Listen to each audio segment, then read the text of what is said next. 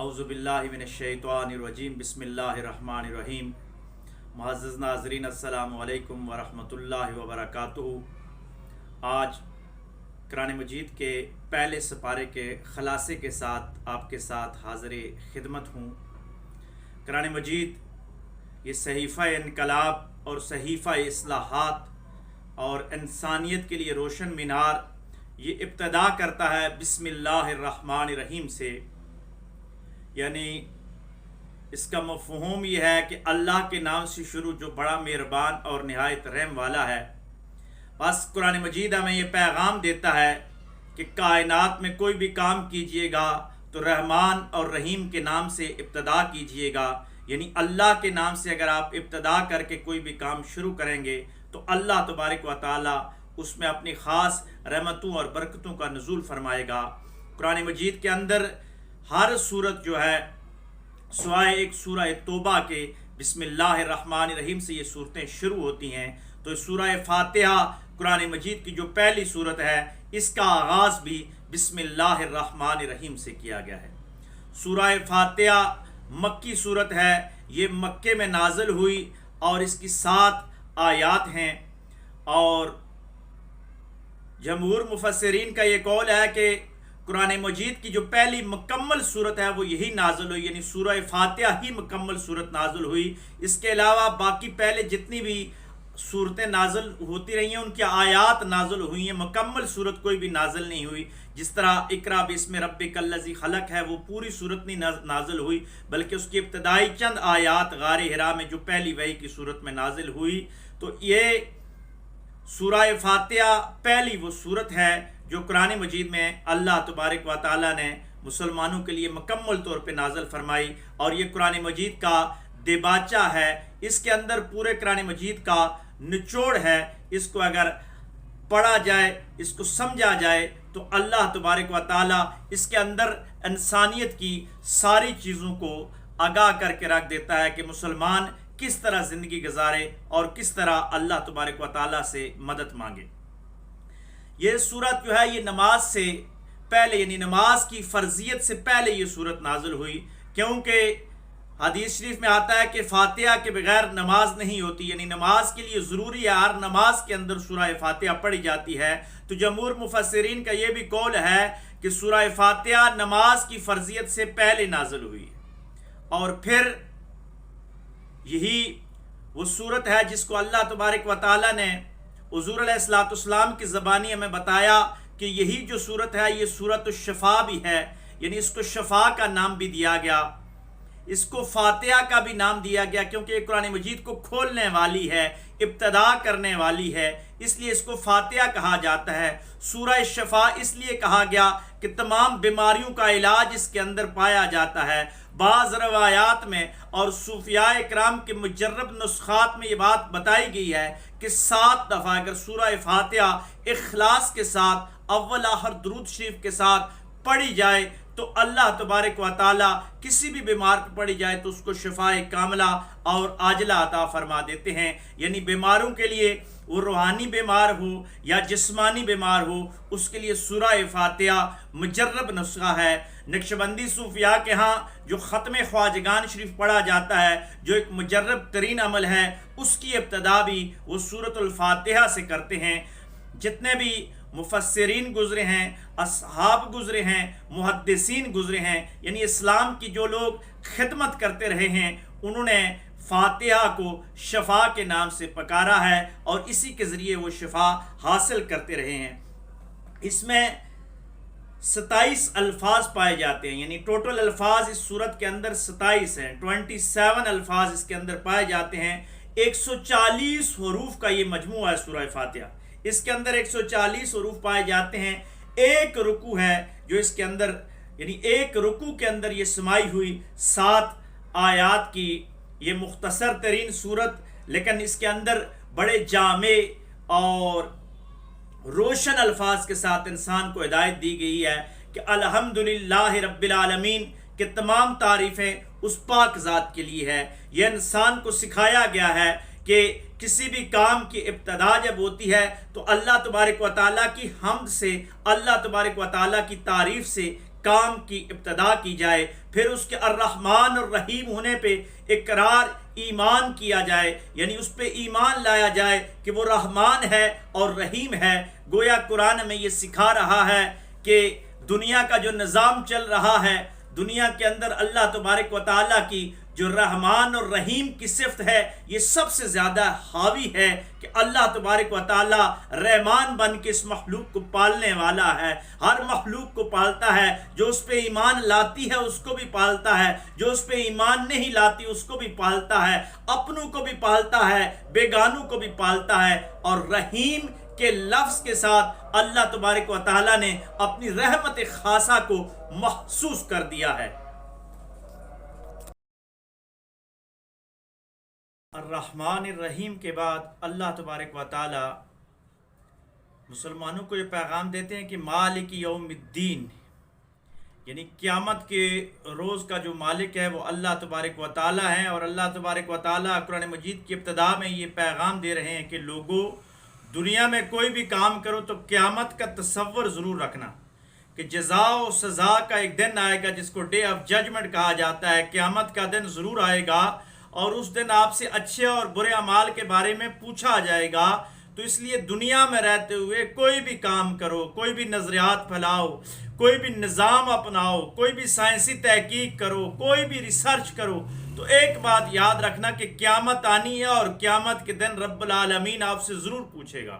تو مختصر ہم یہ کہہ سکتے ہیں کہ اللہ تبارک و تعالیٰ نے مالک یوم الدین میں یہ کہا کہ جو لوگ پازیٹیو کام کریں گے دنیا میں و آخرت میں ان کو ڈے آف ججمنٹ میں ان کو انعام دیا جائے گا، ان کو ابدی زندگی میں جنت کی بشارت عطا ہو جائے گی۔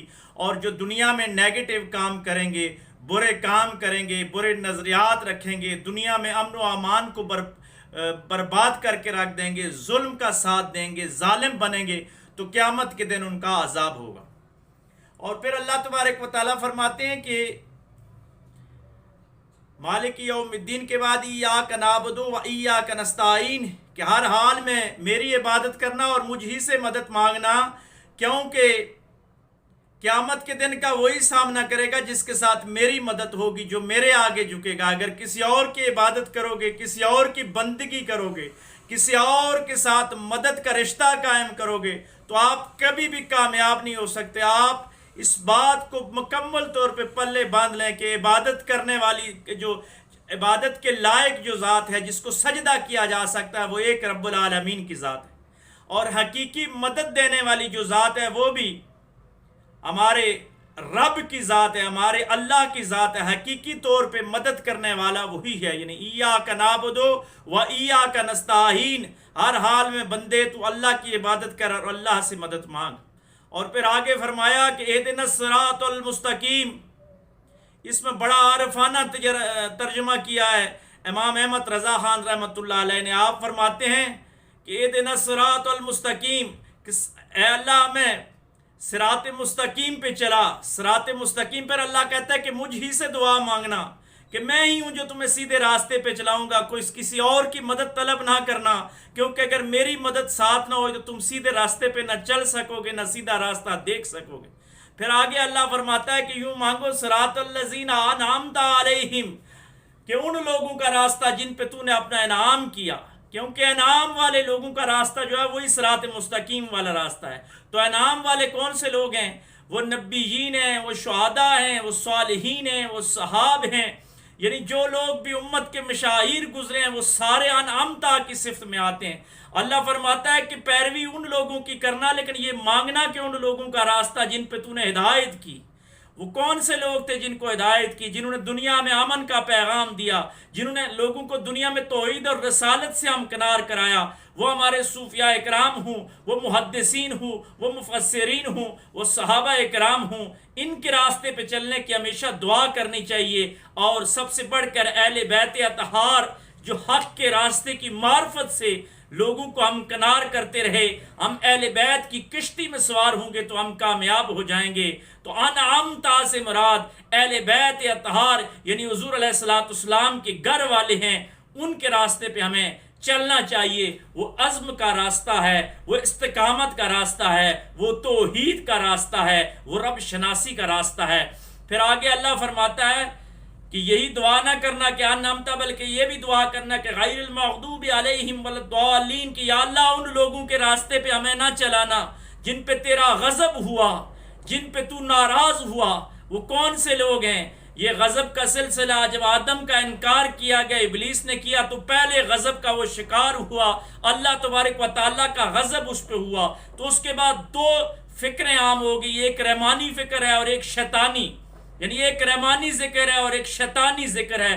جو شیطانی ذکر کو فالو کرتے ہیں، جو شیطان کے راستے پہ چلتے ہیں، جو خواہشات نفس کی پیروی کرتے ہیں، جو دنیا میں فساد برپا کرتے ہیں، جو دنیا میں ناانصافی پھیلاتے ہیں، جو دنیا میں لوگوں کا استحصال کرتے ہیں، وہ نظریاتی استحصال ہو، وہ معاشی استحصال ہو، وہ معاشرتی استحصال ہو، وہ چھوٹے ممالک کا استحصال ہو، کسی صورت میں بھی جو ظلم کرتا ہے وہ مغضوب والے راستے پہ ہے، وہ اس راستے پہ ہے، وہ طاغوت کا راستہ ہے جس راستے پہ اللہ کا غضب ہوتا ہے۔ ہمیں رحمان کے راستے پہ چلنا ہوگا، ہمیں طاغوت سے انکار کرنا ہوگا۔ قرآن مجید کی ابتدا ہی ہمیں یہ سکھا رہی ہے کہ کبھی بھی طاغوتی راستوں پہ نہ چلنا۔ اللہ تبارک و تعالیٰ اس صورت کو یہاں ختم کر دیتے ہیں اس دعا کے ساتھ کہ غیر المغضوب علیہم ولا الضالین، کہ ہے بندے ہمیں دعا اللہ سکھا رہے ہیں کہ بندے یوں دعا مانگنی ہے۔ بس یہ قرآن مجید کا نچوڑ ہے۔ ابھی تو مختصر خلاصہ بیان کر رہے ہیں، کبھی وقت آیا تو انشاءاللہ آپ کے ساتھ ضرور ایک پورا پروگرام کریں گے جس میں سورہ فاتحہ کی مکمل تفسیر انشاءاللہ بیان کرنے کی کوشش کریں گے۔ پھر قرآن مجید کا آغاز ہو جاتا ہے، جو پہلا پارہ ہے یہ سورہ فاتحہ پہلے پارے کے اندر نہیں بلکہ یہ قرآن مجید کا دیباچہ ہے، ابتدائیہ ہے، پریمبل ہے، یعنی قرآن مجید کی ابتدا اس سے ہو رہی ہے۔ نچوڑ بتایا جا رہا ہے کہ قرآن مجید ان ڈائمنشن کے اوپر انسانیت کی ہدایت کا پیغام دے رہا ہے، اور پھر آگے جا کے سورہ بقرہ شروع ہو جاتی ہے، جو پہلا سپارہ جہاں سے شروع ہوتا ہے۔ یہ جو سورہ بقرہ ہے اس کے اندر 40 رکوع پائے جاتے ہیں۔ یہ مدنی صورت ہے، یعنی ہجرت کے بعد نازل ہوئی۔ ہجرت سے پہلے جو نازل ہوئی صورتیں ان کو مکی کہا جاتا ہے، ہجرت کے بعد جو صورتیں نازل ہوئی ان کو مدنی صورتیں کہا جاتا ہے۔ یہ مدنی صورت ہے، ہجرت کے بعد یہ نازل ہوئی۔ اس کے اندر 40 رکوع ہیں اور پہلے پارے میں 16 رکوع ہیں، جن کا ہم آج کے اس لیکچر میں، جس پہ آج ہم بات کرنے کی کوشش کریں گے۔ اس صورت میں 6121 کلمات پائے جاتے ہیں، 25500 حروف پائے جاتے ہیں، اور اس صورت میں گائے کا ذکر ہے، اس لیے اس صورت کو نام ہی گائے کا البقرہ کے نام سے دیا گیا۔ عربی حالانکہ زبان جو ہے وہ بہت وسیع و عریض زبان ہے، لیکن پھر بھی اللہ تبارک و تعالیٰ نے حضور علیہ السلام کی زبانی ہمیں سمجھانے کے لیے صورتوں کے جو نام رکھیں گے ہیں، یہ صورتوں کے عنوانات کے حوالے سے نہیں ہے کہ اس صورت کے اندر کیا کیا پایا جاتا ہے، بلکہ اس صورت کے اندر کوئی ایک خاص بات، کسی ایک خاص چیز کا ذکر، تو اس کی وجہ سے اس صورت کا نام دیا ہے اللہ تبارک و تعالیٰ نے۔ تو یہ بقرہ، اس میں وہ ایک گائے کا آگے ذکر آتا ہے، بنی اسرائیل کی وہ جو گائے ہے اس کا حوالہ آگے جا کے ہم تفصیل سے ذکر کریں گے، تو اس وجہ سے اس کو بقرہ کہا جاتا ہے، یعنی اس کو سورۃ البقرہ کہا گیا کہ گائے والی صورت۔ پہلے 3 پاروں میں تقریباً یہ پائی جاتی ہے، 2 مکمل پارے ہیں اور تیسرے پارے کے کچھ حصے میں یہ صورت پائی جاتی ہے۔ 286 اس کی کل آیات ہیں۔ اس میں زیادہ تر جو سورۃ البقرہ ہے جو پہلے اس پارے میں پائی جاتی ہے، مکی صورتیں جتنی بھی ہیں ان میں زیادہ تر توحید کا ذکر کیا جاتا ہے، اللہ تبارک و تعالیٰ کی وحدانیت اور حضور علیہ السلام کی رسالت کا ذکر کیا جاتا ہے۔ لیکن چونکہ یہ مدینے میں نازل ہوئی تو مدینے کے جو لوگ تھے، مدینے میں جو لوگ پائے جاتے تھے اس میں یہودی تھے، نصارہ تھے، وہ جو لوگ تھے اہل کتاب تھے، یعنی الہامی تعلیمات سے کسی نہ کسی طریقے سے واقف تھے۔ انہوں نے اپنی کتابوں کے اندر تحریفات کی ہوئی تھی، انہوں نے جو اپنی تعلیمات تھی ان کو بلا دیا تھا، اپنی الہامی کتابوں میں رد و بدل کر دی تھی، ان کی مذہبی زحمان ہے جس کی وجہ سے وہ قوم تباہ و برباد ہو گئی تھی۔ تو یہ جو مدنی صورت آئی ہے، سورۃ البقرہ مدینے میں نازل ہوتی ہے، تو یہ زیادہ تر اہل کتاب کی बीमारियों का जिक्र करती है और अहले किताब की तबलीग और अहले किताब को मुखातिब होने के लिए और कुछ मुसलमानों के रियासती मामलात और इंसान शनासी के हवाले से ये सूरत हमें गुफ्तगू करती नज़र आती है। इसमें तमद्दन का जिक्र है, मुसलमानों के इकनॉमिक अफेयर्स के हवाले से बात की जाती है, कानून का जिक्र किया जाता है, मुनाफिकीन का जिक्र किया जाता है और अहले किताब को दावत इस्लाह दी जा रही होती है। लेकिन अब हम इसके वाक़यात का जिक्र करते हैं इब्तिदा से। तो इस सूरत में अल्लाह तबारक व तआला ने जो सबसे पहले तो सूरत बकरा का जो पहला हिस्सा अलिफ लाम मीम, ये हुरूफ मुक़त्तिआत हैं, वो हुरूफ जिनका इल्म या अल्लाह तबारक व तआला खुद जानते हैं, उन्होंने हुज़ूर अलैहिस्सलाम को बताया। तो इस पे उराफा ने बड़ा कलाम किया है, कभी इंशाअल्लाह प्रोग्राम करेंगे अलिफ लाम मीम और इस तरह के जो हुरूफ मुक़त्तिआत हैं उनके ऊपर बात करेंगे। लेकिन मुख्तसर इसका मफ़हूम यह है कि जो अल्लाह और उसके रसूल सल्लल्लाहु अलैहि वसल्लम इनका इल्म बेहतर जानते हैं। उसके बाद फिर इस किताब की तारीफ की गई कि इस किताब में कोई शक व शोबा वाली बात नहीं है, ये फाइनल वर्जन है, इंसानियत के लिए सबसे बेहतरीन जो हिदायत का जरिया यही है, इसके अलावा कोई और चारा नहीं है। तो लिहाजा इस किताब के ऊपर जो ईमान लाएगा वही मुत्तकी ठहराया जाएगा और मुत्तकियों के लिए किताब हिदायत बना के भेजी गई है। और फिर अल्लाह तबारक व तआला इसी सूरत में ईमान बिल गैब की बात करते हैं। ईमान बिल गैब कौन सा इल्म? जो नबियों को दिया गया, वही का इल्म जो नबियों ने आके अपनी उम्मत को दिया कि लोगों ये जो पैगाम है ये अल्लाह ने भेजा है, इस पे आपने अमल करना है। ईमान बिल गैब के बाद फिर अल्लाह तबारक व तआला इस पहले रुकू में ये फरमाते हैं कि लोगों खर्च करो अल्लाह के रास्ते में, वो रिस्क किसी भी सूरत में हो। अल्लाह ने आपको ज़बान दी है तो ज़बान को खर्च करो, अल्लाह ने आपको कान दिए हैं तो दीन की बातें सुनने में खर्च करो, अल्लाह ने आपको हुस्न अखलाक दिया है तो हुस्न अखलाक से दीन की तबलीग करो। यानी रहमानी निज़ाम की सपोर्ट के लिए अपने सारे रिस्क को बरूकार लाया जाए। लाजमी नहीं है कि जो मालो मता होती है या खाने पीने की अशिया होती हैं वही रिस्क में है, बल्कि मुफस्सिरीन ने फरमाया कि हर वो चीज़ जो इंसानियत को फ़ायदा दे सकती है वो रिस्क में आती है।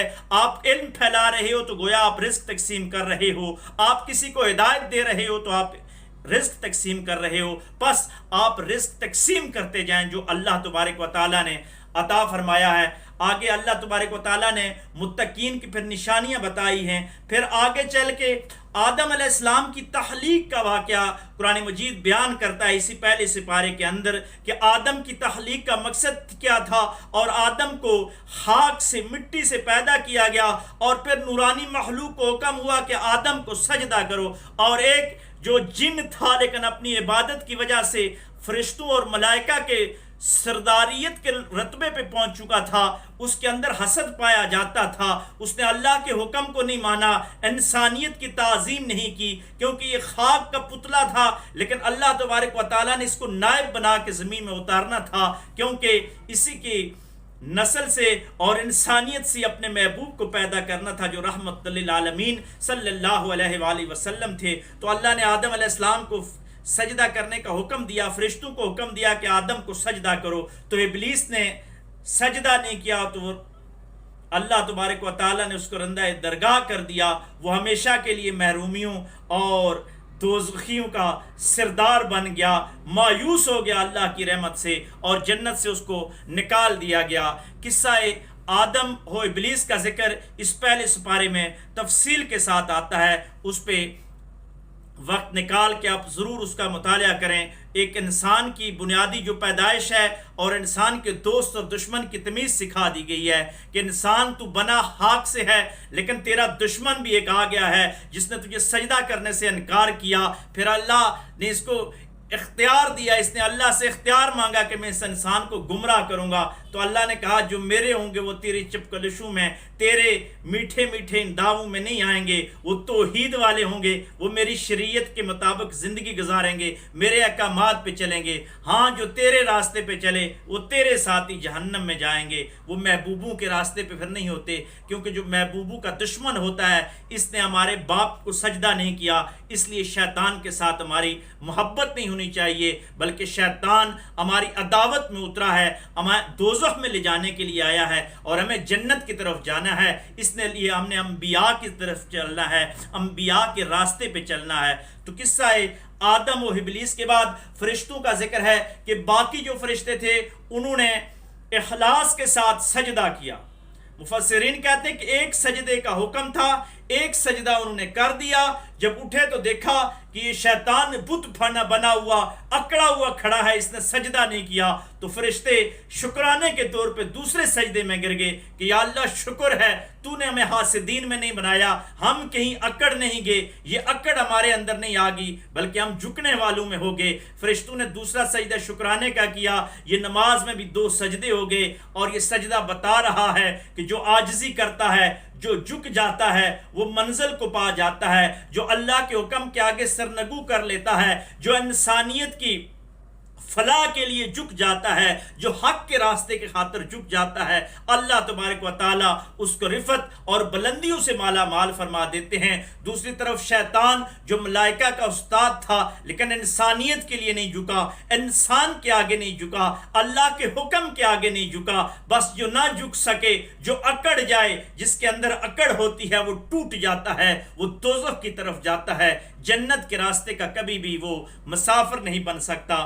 اس کے بعد پھر آدم علیہ السلام کی علم کی فضیلت بیان کی گئی کہ آدم علیہ السلام کو اللہ تبارک و تعالیٰ نے چیزوں کا علم دیا جو فرشتوں کو نہیں معلوم تھا، تو اللہ نے فرمایا کہ جو میں جانتا ہوں وہ تم نہیں جانتے۔ آدم علیہ السلام سے پوچھا، آدم علیہ السلام نے اللہ کے دیے ہوئے علم سے جب جواب دیا تو فرشتے دم بخود رہ گئے، وہ یہ سمجھ گئے کہ یہ خاکی مخلوق یہ ہم سے اعلیٰ ورفہ ہے، کیونکہ بندگی یہ بڑا اعلیٰ منصب ہے اور یہ بندگی بڑا اعلیٰ مرتبہ ہے۔ اگر انسان اس کو سمجھ سکے تو فرشتوں نے اقرار کیا سجدہ کر کے کہ آدم علم میں بھی ہم سے زیادہ ہیں، آدم تقویٰ و طہارت میں بھی ہم سے زیادہ ہیں، آدم فضیلت کے اعتبار سے بھی ہم سے افضل ہیں، بس انسان تمام مخلوقات سے افضل ٹھہرا، اس لیے مخلوقات کی سردار جو مخلوق تھی فرشتوں نے، نوریوں نے اس کو سجدہ کیا۔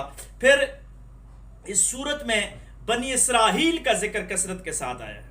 بنی اسرائیل کا ذکر قرآن مجید میں بھی آیا، بار بار آیا۔ بنی اسرائیل یہ یعقوب علیہ السلام کی امت، اور آگے پھر اس پہ جتنے بھی انبیاء آتے رہے، رسل آتے رہے، یہ بڑی لاڈلی امت تھی۔ حضور علیہ السلام کی امت سے پہلے یہ لاڈلی امت تھی، اس کی خاطر اللہ تبارک و تعالیٰ نے کچھ خاص اپنی قدرت کے اشارے زمین پہ اتارے، لیکن پھر بھی یہ بدبخت نکلے، ہدایت کی طرف نہ چل سکے، انبیاء کو قتل بھی کرتے رہے، انبیاء کی تعلیمات کو جھٹلاتے بھی رہے، تو پھر اللہ تبارک و تعالیٰ نے ان سے نبوت اور سرداری چھین لی اور بنی اسماعیل کو عطا کی، کیونکہ میرے اور آپ کے آقا و مولا صلی اللہ علیہ وآلہ وسلم بنی اسماعیل میں تشریف لے آئے۔ تو بنی اسرائیل کا ذکر اس پارے میں تفصیل کے ساتھ پہلے پارے میں آپ کو ملے گا۔ من و سلوہ کا ذکر بھی آتا ہے کہ بنی اسرائیل تھے جنہوں نے اپنے وقت کے پیغمبر کو کہا کہ پکا پکایا کھانا آئے، تو پکا پکا کھانا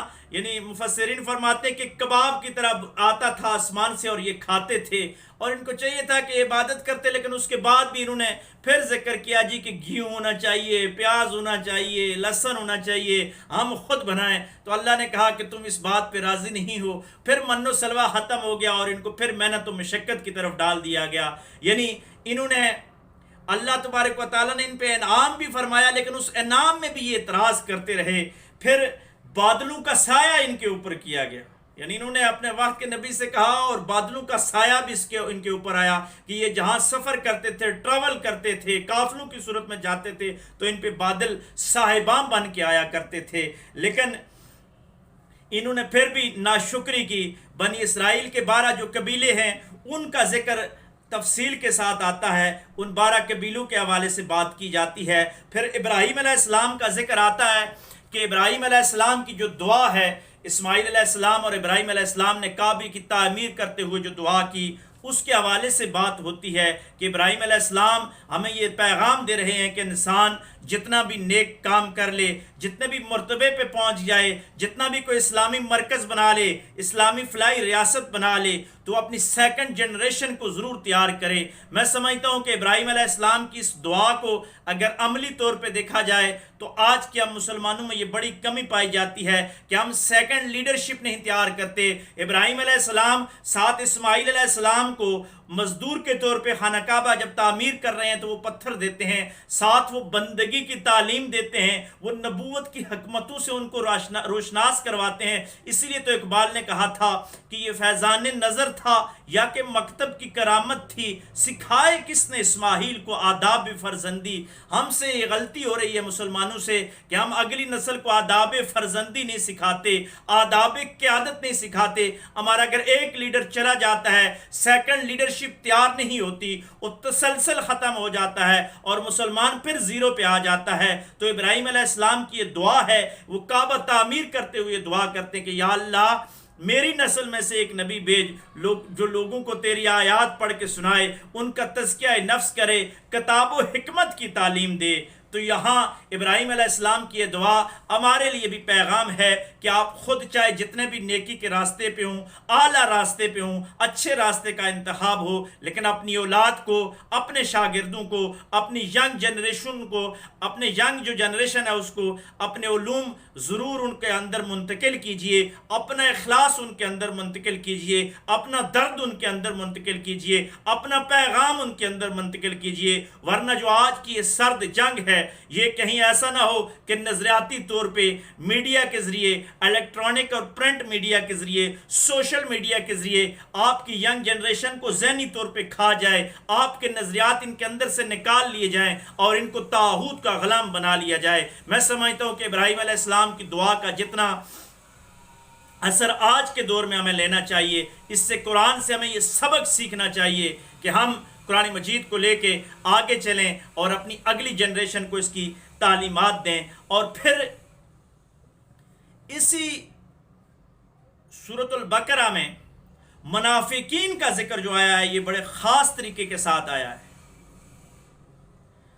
یعنی منافقین کے مختلف انداز، ان کے ہیلے بانے، ان کی چاپلوسیاں، اعتقادی جو منافقین ہیں ان کا ذکر، عملی طور پہ اگر کوئی منافقت کرتا ہے تو اس کا ذکر، اور دوسری طرف مسلمانوں کو سمجھایا جا رہا ہے کہ جہاں بیک وقت آپ نے کفر کے ساتھ مقابلہ کرنا ہوگا، طاغوت کے ساتھ مقابلہ کرنا ہوگا، وہاں آپ کی اپنی صفوں میں میر جعفر اور میر صادق کسی بھی وقت پیدا ہو سکتے ہیں۔ منافقین ایسے بھی ہو سکتے ہیں جو بظاہر آپ کے نظریے کے گن گاتے ہوں لیکن اندر کے ساتھ آپ کے دشمن ہوں گے، وقت پہنچنے پہ آپ کی پیٹھ میں چھرا گھونپنے سے گریز نہیں کریں گے۔ اس لیے منافقین سے بچنا چاہیے، کیونکہ یہ صورت مدینہ میں نازل ہوئی تو مکے کے جو حالات تھے وہ الگ سے حالات تھے۔ مکے میں صرف کفار تھے اور کفار کے ساتھ سیدھا سیدھا مقابلہ تھا، ایک نظریاتی جنگ تھی، لیکن مدینہ کے اندر کچھ ایسے لوگ تھے جو اسلام کی شان و شوکت دیکھ کے، انصار کی قربانیاں دیکھ کے،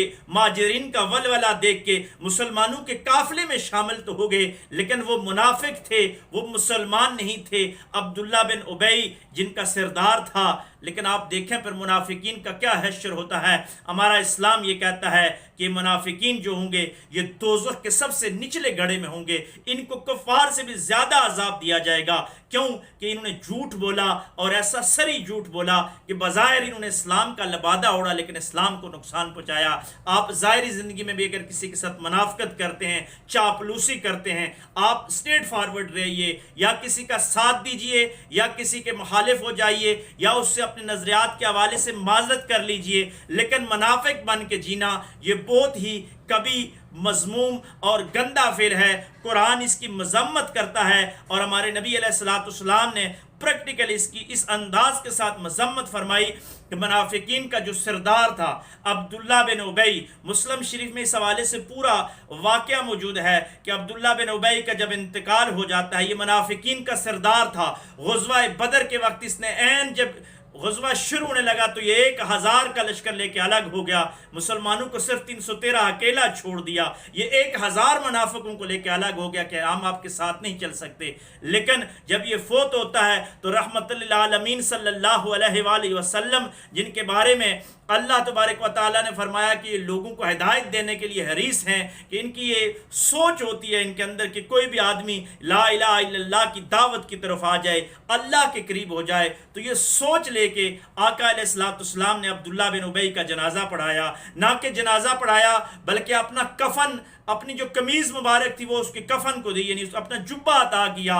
लेकिन फिर क्या होता है, अल्लाह तबारक व तआला की वही आती है कि ऐ महबूब, आप अगर 70 मरतबा भी इनके लिए इस्तग़फ़ार करें, हम आपकी इनको जन्नत नहीं अता करेंगे, इनको दोज़ख अता करेंगे, इनकी मग़फ़िरत नहीं होगी। हुज़ूर अलैहिस्सलाम रहमत से भरपूर थे, तो आका अलैहिस्सलाम ने सोचा कि शायद 71 दफ़ा अगर मैं इस्तग़फ़ार करूं तो उसकी बख्शिश हो जाए। तो अल्लाह ने फरमाया कि नहीं, यहाँ 70 से मुराद ये है कि एक मुहावरे के तौर पे कि जितना भी ज़्यादा हो, क्यों इसकी बख्शिश नहीं हो सकती कि इसने आपको नुकसान पहुँचाया, ज़िंदगी में आपको बहुत तकलीफ़ पहुँचाई। तो यहाँ मुनाफिकीन के लिए पैगाम है कि मुनाफिकीन की बख्शिश नहीं होती, मुनाफिकीन का अंजाम बड़ा सख्त होता है।